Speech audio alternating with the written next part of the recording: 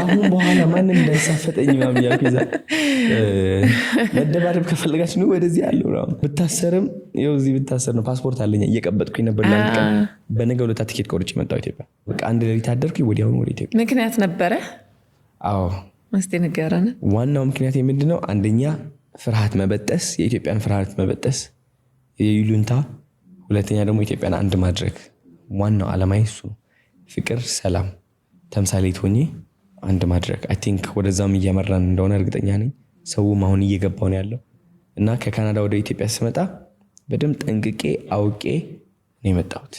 ኢንተረስቲንግ ደስ ይላል ከዛ ደግሞ ወደዚህ እንደመጣ ኮምፒቲሽን ጠበቀ ውድድር ታጭታሃል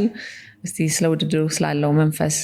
ምን ይመስላል የሚለውንም ነገር ደግሞ እንየው እንደው ስሜቱ ምን ይመስላል ባዶናይ